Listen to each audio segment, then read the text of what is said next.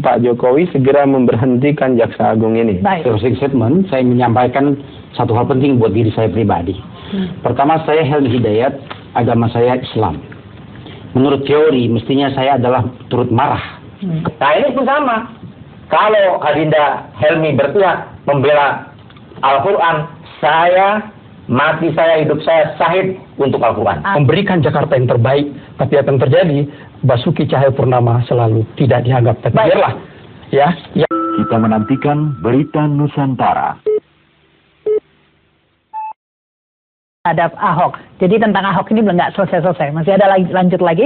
Karena tuntutannya oleh sebagian orang dianggap terlalu ringan. Dan tentunya ada juga yang beranggapan sebaliknya ya. Pro dan kontra tentunya.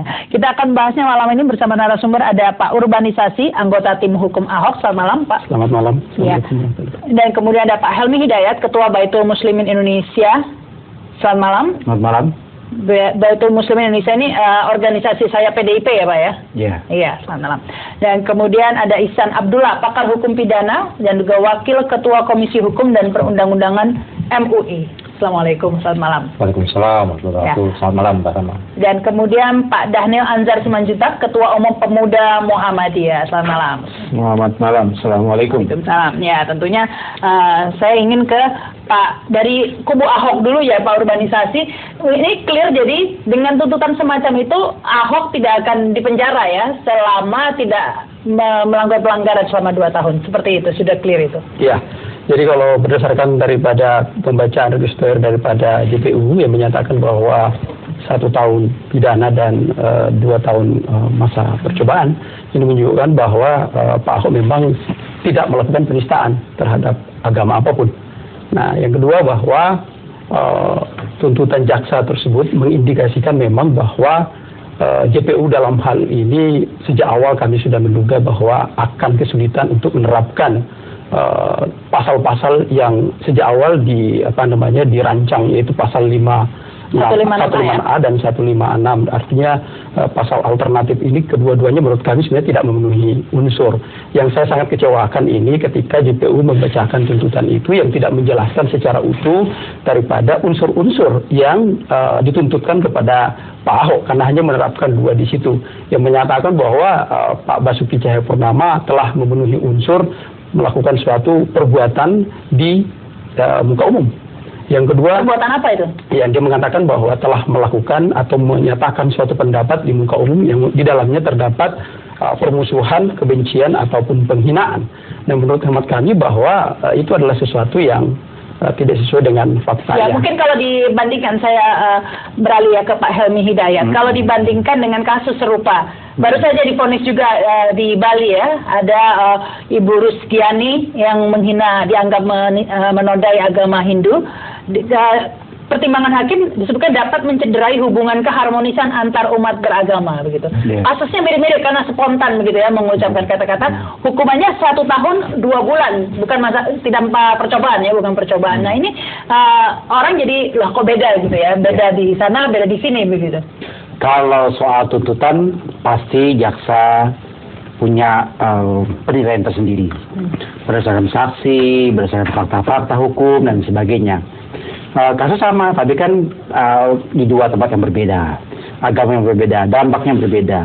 Kita berbaik sangka saja kepada. Jadi dampaknya kok tidak terlalu besar begitu yang di Jakarta ini begitu? Kalau dampak menjadi besar, kalau dampak, ya. Tapi mari kita jujur dulu, kenapa kasus ini terjadi? Menurut saya pertanyaannya begini, apakah betul penistaan itu bisa diukur? Nah, gitu kan. Karena kan yang diukur adalah pernyataan Ahok terhadap firman Allah Subhanahu wa taala. Al-Maidah itu kan firman Allah Subhanahu wa taala. Kalaulah benar kita mengatakan ini, kalaulah benar, semua manusia di muka bumi ini sepakat dia sudah melecehkan firman Allah itu. Dia ini bukan Ahok siapapun ya, ini teori gitu kan. Kan pertama-tama yang paling tersinggung sebetulnya pemilik kalimat itu, yaitu Allah Subhanahu wa taala. Allah nggak pernah turun ke muka bumi. Dari mana kita bisa mengukur bahwa Allah marah? Kan nanti di bulan mahsyar, kalau udah kiamat, kita baru tahu. Kalau gitu pasal ini harus dihapus saja ya Pak ya? Iya, dihapus. Tapi pasalnya belum dihapus masalahnya Pak. Silakan ini, Pak Ihsan Abdullah. Saya kira sebelum dilanjutkan polemik ini harus diluruskan dulu pandangannya. Ini sesat. Iya. Sesat nalar ya. Karena pasal ini 156 ini dulu pernah diuji di Mahkamah Konstitusi. Nah, Mahkamah Konstitusi mempertahankan ini. Kenapa? Kalau pasal 156 ini dirubah, maka yang terjadi adalah tiap hari yang namanya polisi, yang namanya RT, RW, lurah, camat ngurusin orang yang satu menghina yang lain. Inilah kemudian pasal ini dipertahankan, alias permohonan uji materi terhadap pasal Jadi ini. bukan karena takut Allah Subhanahu Wa Taala marah ya, Tidak. tapi untuk menjaga keharmonisan, begitu ya. Satu. Dan pembicaraan ini saya kira kita harus batasi juga, jangan ngomongin yang lalu. Udah jelas terbukti kalau Pak Ahok itu melakukan ucapan itu kan. Tapi Nah, kalau menurut yang- hakim tidak terbukti penistaan agama. belum, karena belum ada vonis. Yang kita bicarakan Menurut adalah jaksa, salah. Betul ya. jaksa. Yang kita bicarakan adalah bagaimana tuntutan jaksa. Kan itu yang penting. Saya kira ini yang aktual. Karena tadi adinda kita mengatakan kecewa dengan tuntutan jaksa itu. Harusnya Nah, bebas. terdakwa aja kecewa, apalagi masyarakat. Jadi artinya jaksa ini tidak perform, tidak profesional atau unprofesional dalam melakukan penuntutan. Kenapa? Nah, itu pertanyaannya. Jaksa mengatakan di dalam persidangan itu bahwa diuraikan dakwaan yang disampaikan dari awal itu adalah pasal 156A dan pasal 156 Alternatif.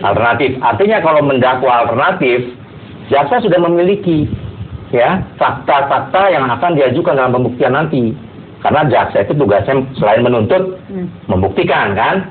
Nah, ternyata dalam uraiannya jaksa itu sudah mengatakan bahwa masuk unsur-unsur itu. Karena yang dipakai dalam pembuktian saksi, ahli, barang bukti, alat bukti, semua pakai yang namanya pasal 156A. Ya kan? Tetapi dia tidak berani, ini masalahnya, tidak berani menuntut dengan pasal 156A. Lalu belok ke 156. Nah, oke lah kalau pasal 156.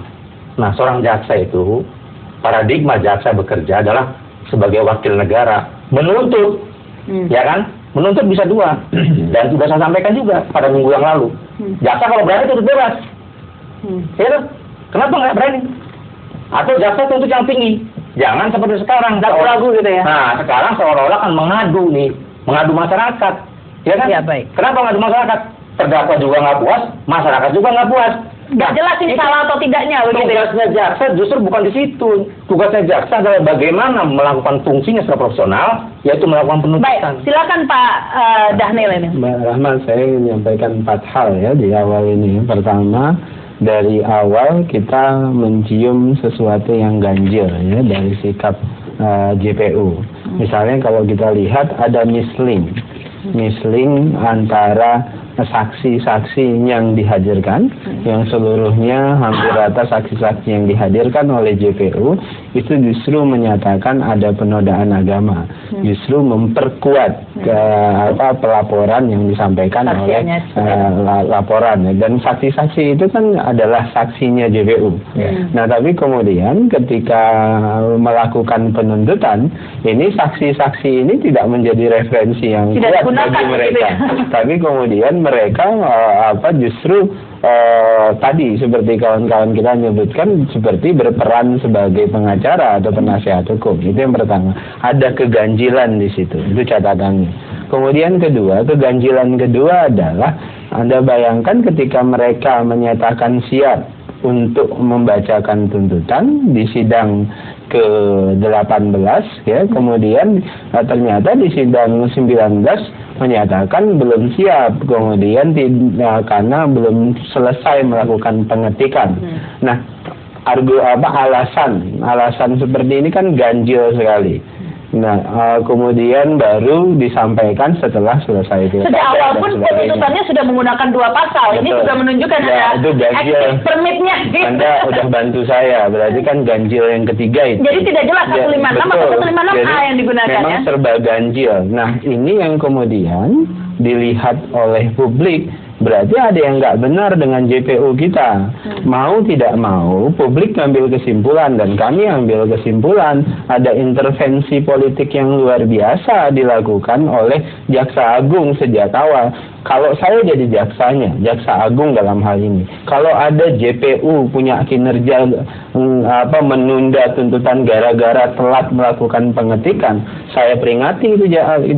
Saya berhentikan bila perlu. Kalau ini jangan peringatan, masuk akal kalau tunda. Kinerjanya berarti bermasalah. Saya berhentikan. Nah, saya mau sebutkan berarti ada yang ganjil di Kejaksaan Agung, terutama Jaksa Agungnya. Nah, oleh sebab itulah kondisi keganjilan ini tidak boleh dibiarkan. Kenapa? Karena publik itu bisa marah sekali melihat praktek yang demonstratif dalam akrobasi hukum ini. Sementara mungkin publik sudah lelah mungkin ya, karena dibuat marah terus.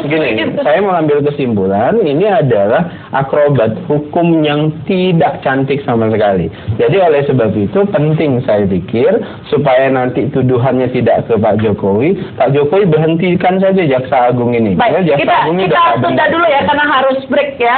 Apa yang bisa dilakukan masyarakat selain menyimpulkan ini ada yang ganjil, terus bisa apa yang dilakukan, upaya apa yang bisa dilakukan? Kita akan bahas lagi setelah pesan-pesan berikut ini.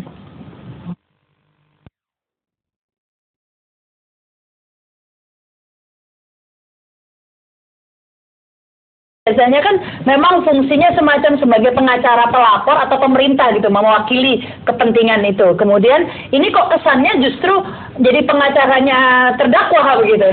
Jadi ini satu hal yang saya katakan dilema bagi Pak Basuki Cahayapurnama. Ketika Pak Basuki dituntut, ini muncul yang disebut dengan sesuatu yang aneh dan unik. Kenapa? Karena peristiwa terhadap Pak Ahok ini kan peristiwa dimensi politik yang sangat tinggi. Ya. Bagaimana Pak Ahok diperlakukan seperti itu, belum lengkap alat bukti, sudah dipidanakan, sudah ditersangkakan, dibawalah masuk ke dalam peradilan. Sampai di peradilan ternyata suatu hal yang terjadi yang sebenarnya tidak nyata dinyata-nyatakan. Jadi dipaksakan juga begitu. Jadi yang saya katakan Mbak Rahma, yang terjadi ini sebenarnya adalah suatu peristiwa yang dipaksakan atas tekanan-tekanan publik, ya. Jadi Pak Ahok korban dari tekanan itu. Dan apa yang terjadi saat ini? Ketika dibawa ke dalam pengadilan, tidak ada satu bukti yang menyatakan bahwa Pak Ahok itu menodai agama. Dan sekarang yang diterapkan oleh JPU yaitu pasal 156 KUH pidana.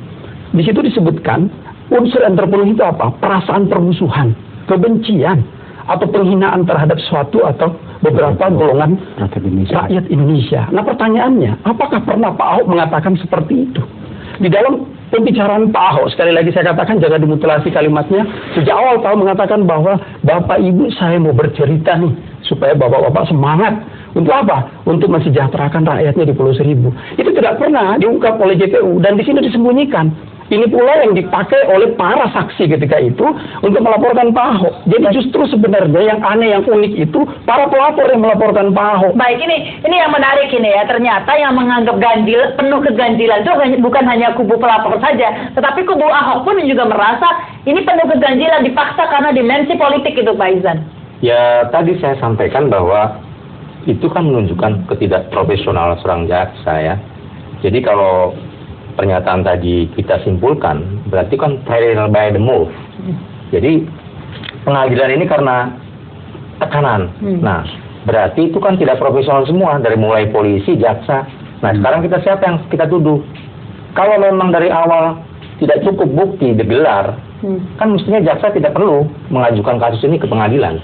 Ya toh? Bisa dibalikin lagi, P19 lagi. Tapi kan jaksa lagi-lagi menerima pada saat hari yang sama, pada saat hari itu juga digiring ke pengadilan. Ya kan begitu. Nah, artinya jaksa di sini dalam pandangan hukum, dalam paradigma hukum, dia telah mempelajari dengan cukup bukti bahwa kasus ini dapat dilakukan persidangan untuk diperiksa dalam persidangan. Tapi yang menarik kalau Anda mengatakan ini tidak cukup, harusnya berarti ada tekanan. Tapi yang menekan itu kan sebenarnya karena demo-demo itu, begitu loh, Pak. Tidak boleh begitu. Yang namanya pengadilan itu harus lepas dari kekuasaan siapapun. Nah, ini kan menunjukkan bahwa tadi lagi-lagi kita cerita dulu ya. Nah, dalam persidangan, jaksa sudah menguraikan bahwa perbuatan Pak Ahok ini sudah terbukti dengan meyakinkan. Disampaikan itu, ya, telah mengakibatkan satu terjadinya ini ada takut saya lupa, perpecahan, ya kan, kemudian keresahan dan penghinaan, ya, masuk kepada unsur pasal 156A dan 156, ya kan? Nah, kalau jaksa sudah menyatakan terbukti dan meyakinkan, semestinya apakah yang dipakai karena relatif ya, jaksa boleh memilih kan? Apakah dia mau menggunakan pasal 156A atau 156? Nah, kalau misalnya menggunakan pasal 156, harusnya kalau memang terbukti dengan meyakinkan, kita lihat nih, dari 7 kasus, ya, dari mulai Arswendo, ya kan, Permadi, ya, Lia Eden, Fazul Muluk, Rusgiani, ya kan, semuanya Gavatar itu dituntut oleh jaksa dengan hukuman maksimal. Toh ada hakim nanti yang mulia yang akan mempertimbangkan bagaimana pledoi atau pembelaan dari terdakwa. Bisa ada diringankan gitu. Apakah yang bersangkutan memang cukup baik, dipertimbangkan, ada yang meringankan, ya kan? Perannya bagaimana kepada Tapi masyarakat. yang menarik, ini mungkin saya alihkan juga ini ke Pak Daniel. Jaksa juga mengatakan ada yang meringankan, begitu ya? Ya itu nggak pada proporsinya, seharusnya itu yang dipertimbangkan oleh majelis hakim. Jadi kalau jaksa nggak perlu meringankan. Nah itu namanya jaksa menuntut dengan rasa pledoi. Itu Jaksa menuntut. Jadi jaksa rasa hakim ini ya? Ya, itu yang saya sebut ganjil ya. Jelas jaksa JPU ini sangat tidak profesional. Mungkin akarnya ya dari Jaksa Agung yang juga tidak profesional dan afirmasi terhadap karena itu kasus karena ini membangun ya. Jakarta begitu kan yang Sangat meringankan. politis lah. Ya, saya pikir dimensi politiknya dalam konteks Jaksa Agung kemudian ke JPU itu kental sekali. Itu pertama. Kemudian kedua, Mbak Rahma, rasa keadilan publik itu pasti sangat terusik dengan kasus ini. Kalau kemudian Pak Jaksa sama sekali tidak mempertimbangkan kasus ini ada unsur keresahan yang luar biasa dari sisi publik.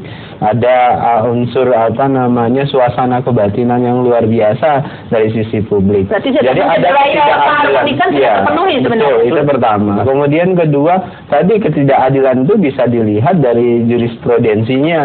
Misalnya tadi Anda membuka dengan kasus di Bali yang sudah vonis sekian 1 tahun 2 bulan. Tuntutannya lebih 2 tahun. Iya, tuntutannya 2 tahun. Padahal kasusnya hampir sama, penghinaan. Walaupun kemudian tadi dan nggak sampai viral ke medsos gitu. Bapak dari Baitul Muslimin menyebutkan mungkin berbeda karena ini agamanya berbeda. Saya pikir ya, itu jadi lucu sekali karena diskriminatif. Kalau agamanya beda nanti tuntutannya beda. Saya pikir tidak. Tapi tidak secara soal intervensi tadi, tampaknya yang intervensi bukan Jokowi saja. Tadi menyebut Jokowi. Bukan, saya justru melihat ada politiking yang sangat kental dalam konteks tuntutan ini. Kalau saya itu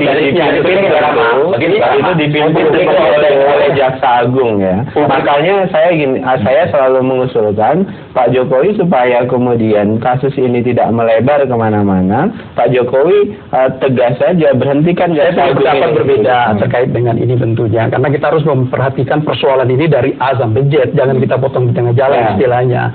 Persoalan ini sejak awal saya katakan dimensi politik kan ini ditekankan. Demo besar-besaran untuk menekan agar supaya proses ini berjalan dan itu terjadi. Apakah itu bukan tekanan politik? Tekanan politik. Pernah nggak tekanan politik atau rasa keadilan yang besar? Demo itu muncul karena beri kesempatan kita dikasih.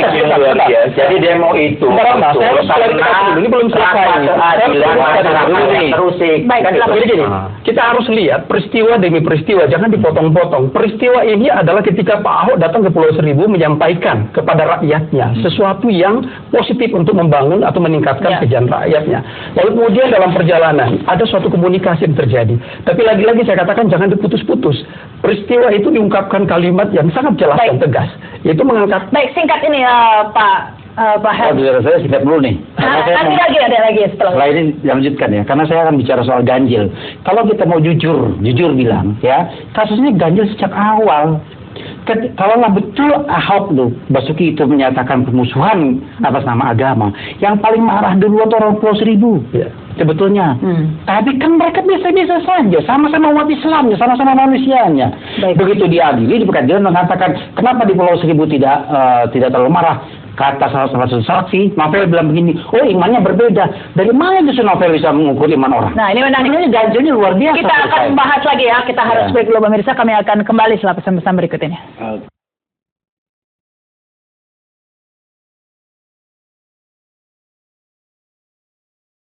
awal begitu ya, karena satu tadi itu yang disebutkan Pulau Seribu tidak marah begitu. Kedua, kata-kata Ahok itu sendiri bukan Ahok pertama kali yang mengatakan, ada Gus Dur juga yang mengatakan hal serupa. Meskipun kalimatnya, pilihan katanya mungkin lebih halus ya daripada pilihan kata dari Ahok. Ya, pertama begini ya, saya terus terang aja sangat berkeberatan kalau selalu disudutkan publik ya, atau masyarakat yang melakukan aksi. Nah, itu kan menunjukkan bahwa memang terjadi sesuatu.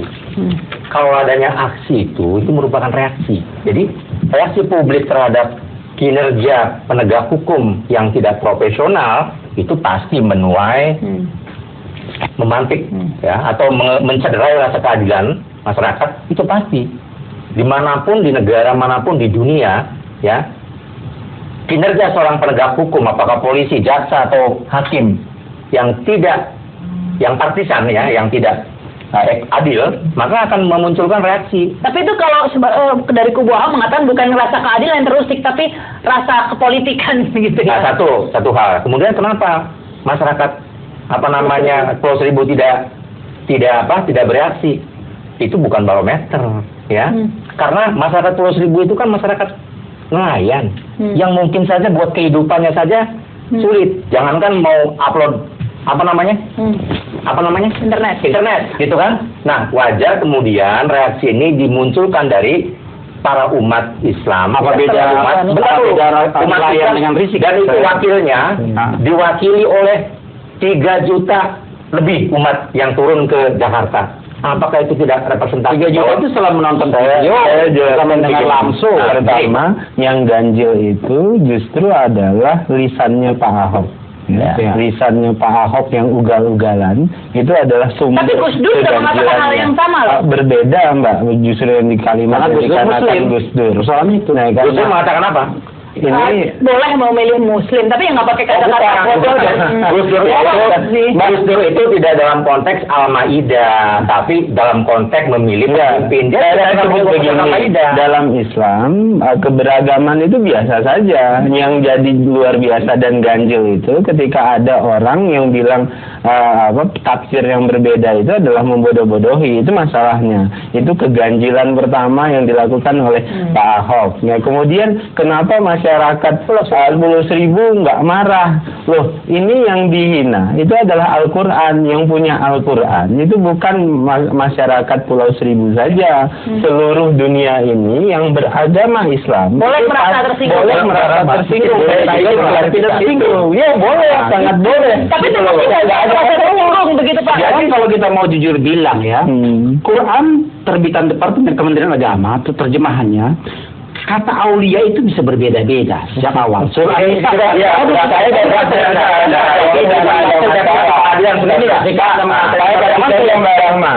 Muhammadiyah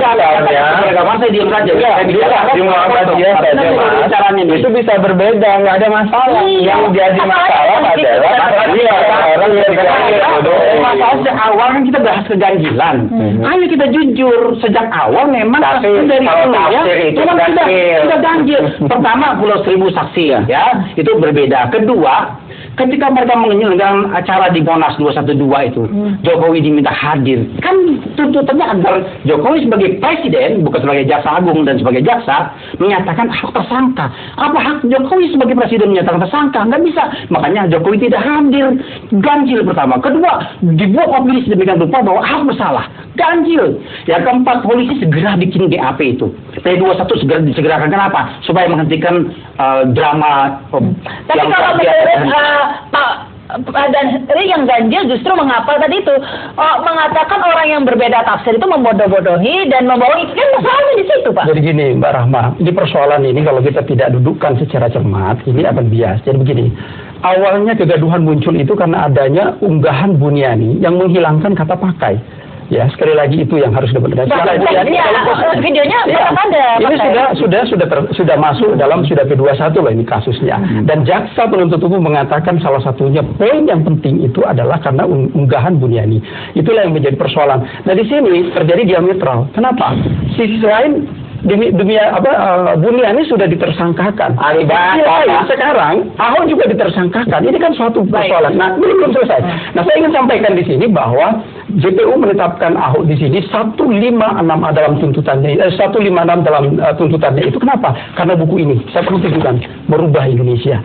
Padahal di dalam merubah Indonesia ini, kalimat Ahok di dalamnya sama sekali tidak menyentuh terhadap golongan yang dimaksud. Yang dimaksud adalah oknum. Ini ada di halaman 40 kalau kita mau perhatikan. Tentang itu ya, kalimatnya adalah oknum. Nah, yang dilaporkan kan bukan buku ini, yang dilaporkan adalah yang di Pulau Seribu. Maka itu tidak relevan. Yang dilaporkan Maka itu tidak relevan. Karena yang dilaporkan itu hanya Basuki Cahayapurnama yang sekarang terdakwa itu telah menghinakan umat Islam dan menodai agama. Itu yang saya jelaskan dulu, Mbak. Jadi bukan dia persoalannya jelas. Jadi ketika dituntut Ahok dengan alasan karena buku ini, ya ini saya harus tunjukkan kepada masyarakat, maka disinilah terjadi penyiksaan. Ada yang menuntut buku ini.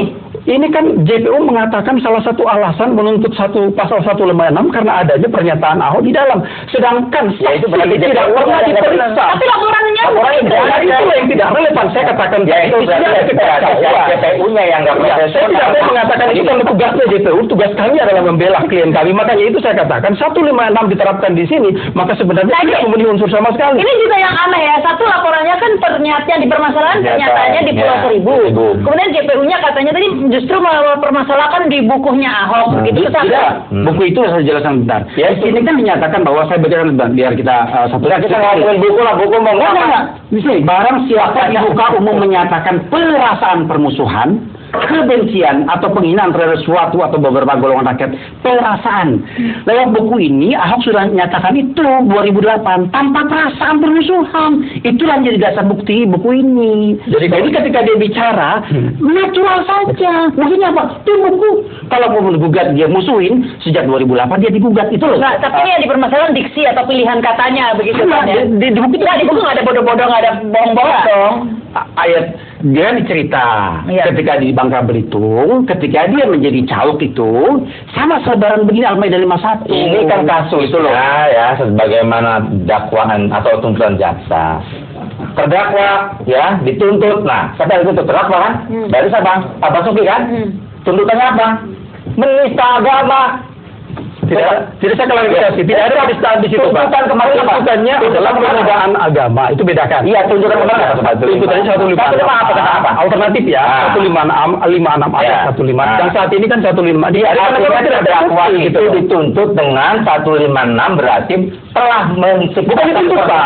Itu didakwakan. Loh, tapi kenyataannya ketika proses pembuktian itu tuntutannya tidak lagi beda. Kemarin itu bukan dakwaan, sudah tuntutan atau rekuisitor. Tuntutan tidak mengisyaratkan adanya penodaan agama, apalagi penistaan. Nah, tuntutan itu menggunakan 156. 156 itu unsurnya adalah tadi menciptakan keresahan di luar masyarakat. Nah, unsur dari pasal 156A itu adalah terbukti meresahkan masyarakat. Baik. Saya tidak ingin kembali pada proses awal. Saya cuma melihat ada yang sangat ganjil. Tadi saya sebutkan di awal ada misling. Masa Mbak Anda di awal misalnya nyebut ini saksi semuanya menyampaikan saksi menyatakan semuanya ada penodaan agama. Tapi kemudian Anda nggak pakai saksi yang Anda ajukan itu kan aneh. Itu kan aneh. Itu kan ganjil sekali. Nah dalam konteks itulah saya sebutkan terang di sini jaksa sedang melakukan politicking, terang jaksa JPU melakukan kita harus break dulu, kita lanjutkan lagi ya. Pemirsa, kami akan kembali setelah pesan-pesan berikut ini. Mengeluhkan begitu perkataan ini dianggap menistakan agama, lapornya penistaan agama. Kok dituntutnya oleh jaksa pasal lain, pasal penyebar kebencian. Ini seperti orang lapor pemerkosaan dituntut pencurian begitu kan. Nah, ini kan bingung. Pokoknya kelihatan terang ya akrobat hukum yang dilakukan oleh JPU. Jadi JPU sedang menghina nalar publik nih. Jadi terang kok, kita nggak bodoh-bodoh banget kan. Publik juga nggak bodoh. Ini terang ada penghinaan terhadap nalar publik yang masif yang dilakukan oleh JPU. Nah, rasa keadilan publik itu sangat terganggu dengan kondisi seperti ini. Nah, kalau kemudian model JPU seperti ini, kemudian Jaksa Agung juga bertoleransi dengan perilaku seperti ini, nah kita duga memang ada desain besar yang dilakukan oleh Jaksa Agung. Makanya saya di awal tadi menyebutkan Jaksa Agung supaya kemudian kasus ini itu tidak merembet kemana-mana, Pak Jokowi penting mempertimbangkan memberhentikan Jaksa Agung. Itu pertama. Kemudian kedua, kami nanti akan melanjutkan upaya hukum berikutnya, yaitu melakukan pelaporan JPU dan Jaksa Agung ke Komisi Kejaksaan sebagai langkah hukum ya, karena kami akan selalu pilih jalan-jalan hukum. Jadi jalan-jalan yang lain tidak. Saya memberikan informasi sekaligus juga menyampaikan pesan kepada masyarakat bahwa dalam proses persidangan itu dilakukan secara profesional sesuai dengan mekanisme hukum acara. Ketika pemeriksaan saksi, para pelapor yang hadir itu adalah disebut sebagai testimonium de audite. Mereka itu tidak hadir, tidak merasakan, tidak melihat peristiwa di Pulau Seribu. Jadi mereka itu sebenarnya adalah orang-orang yang cuma mendengar. Dikategorikan nggak menjadi saksi sesuai dengan 184. Saya putus dulu, karena tadi kan dipermasalahkan masalah tafsir. Pemimpin itu aulia apa kan begitu. Nah, di persidangan itu keputusannya seperti apa gitu yang tampak gitu. Ini banyak saksi yang muncul, kurang lebih 45 kalau nggak salah itu saksi baik dari pihak pelapor atau dari JPU, mohon maaf, maupun dari pihak kami. Dan di dalam itu terjadi persimpangan pendapat dan tentu akan menjadi catatan.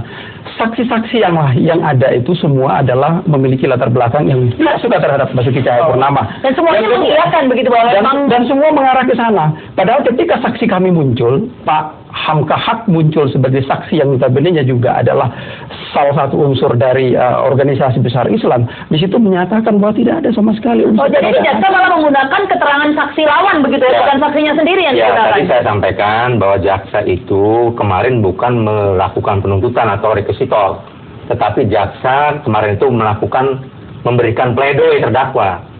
Nah, ini betapa tidak profesionalnya, alias jaksa ini sudah mencederai mencederai perasaan keadilan masyarakat. Nah itu, kenapa?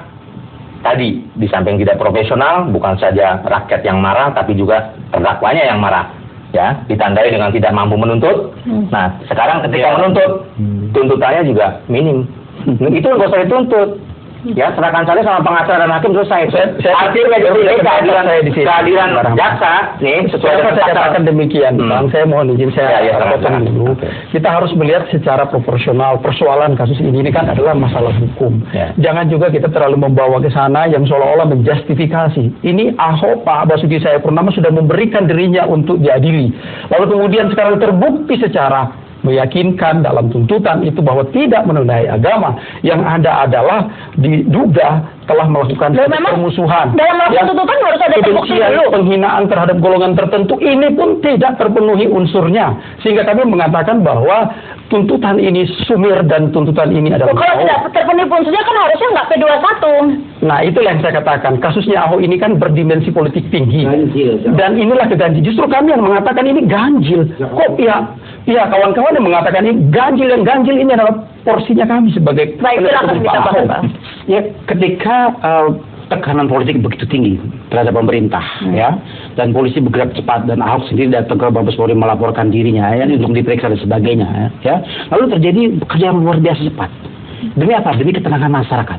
Itu saya respect kepada polisi. Biarpun sebenarnya melakukan keganjilan. Berarti benar, masyarakat resah itu benar dong. Kalau jadi ketenangan masyarakat. Awal iya. Tapi kan persoalannya apakah resah gara-gara Ahok berbicara di Pulau Seribu, ataukah gara-gara Buniani? Itu dua persoalan yang. Kok Buniani masalah?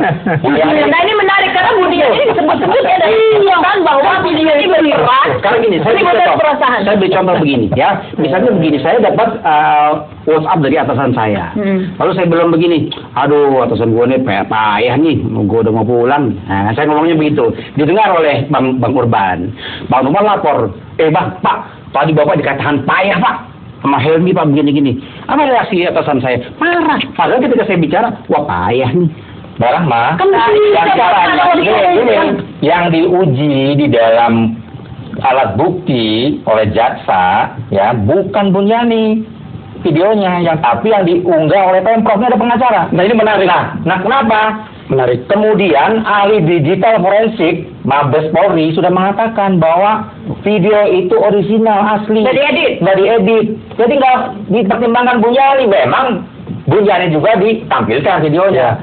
Nah, artinya pertimbangannya adalah yang diperiksa oleh digital forensik, seorang ahli digital forensik itu benar bahwa Ahok menyatakan seperti itu yang original, bukan yang diunggah atau yang tidak diunggah. Tapi kalau tentang analogi itu menarik juga bahwa dia berperan untuk menyampaikan. Di dalam hukum pidana tidak dikenal yang namanya analog.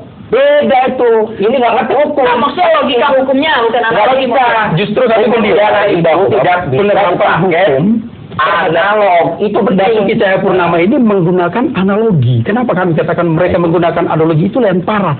Itu tadi pasal dakwaan alternatif saja sudah bingung kita melihatnya. Suatu perbuatan yang nyata itu satu perbuatan yang nyata didakwakan dua pasal. Ini kan sesuatu yang menurut kami analogi digunakan. Yang kedua adalah Ahok di sini pada porsinya ketika terjadi itu 14 hari belum ada apa-apa. Nanti setelah diunggah oleh Buniani. Jadi kalau beliau mengatakan tadi itu bukan akibat daripada Buniani, itu hanya menyembunyikan fakta sebenarnya. Tetapi ketika ditayangkan di pengadilan sebagai barang bukti, itu ternyata masyarakat terbuka, terbelalak matanya bahwa sesungguhnya selama ini mengutip 14 detik itu hanya sebagai bagian daripada politik untuk menghancurkan keberadaan. Tidak bisa dipungkiri ya bahwa memang selama 14 hari masih adem ayem gara-gara postingan Buniani lah ramai itu nggak bisa dipungkiri. Ya, sama dengan Arsendo melakukan survei kemudian dipublish, berarti yang salah si yang publish itu begitu. Kalau pakai analogi atau logika situ kan jadi konyol semuanya. Makanya hukum pidana tidak mengenal sumbernya justru adalah lisan ugal-ugalan Ahok itu. Jadi Buniani tidak akan mampu mempublish itu jika Ahok tidak pernah mengatakan itu kan begitu logikanya, Pak. Sesuatu yang benar kalau dipublish secara baik sesuai dengan prosedur mekanismenya itu akan sampai dengan baik. Ya, ini sesuatu yang nggak benar. Apa yang dikatakan oleh Ahok sekarang ini kan tidak terbukti bahwa dia menodai agama sesuai yang selama ini diarahkan. Sederhana saja, Mbak. Kalau Ahok itu tidak menodai agama, maka tidak akan muncul keresahan yang luar biasa itu. Baik. Seluruh Indonesia itu merasakan. Ini mungkin lagi kita bermain analogi lagi. Sebelumnya ada ibu-ibu yang menampar polisi segala macam disebarkan, orang mengecam ibu-ibu. Ya ini yang salah yang menyebarkan ibu-ibu yang menganiaya polisi itu begitu. Fakta hukum nanti yang memutuskan adalah penegak hukum. Kan gitu ya. Nah, maksudnya tadi kan saya lebih tertarik kembali kepada pernyataan Bapak tadi ya. Pertama katanya dalam hukum tidak ada analogi. Sejak awal Anda sudah menganalogikan antara kasus di Jakarta dengan di Bali. Jurisprudensi itu perbandingan. Sebentar ini karena hukum nih. Perbandingan kasus di Bali yang dilakukan oleh Bu Rusdiani dengan Pak Ahok itu sudah putus. Bukan analog. Kalau Anda tadi mengatakan itu analog. Dalam hukum pidana ini pasif nih. Ya, Adinda kita ini. Itu tidak boleh pakai analog. Haram hukumnya. Ya, karena jurisprudensi sebelum-sebelumnya tidak harus yang dibalik. Juga mengatakan tadi jangan pakai analogi. Beliau paham betul. Jadi saya sebenarnya banyak hal mau saya bantu tapi udah lah yang kita baik kita break dulu lah. Kami akan kembali ke apa dibilang saya pikiran sesat. Luar biasa ini.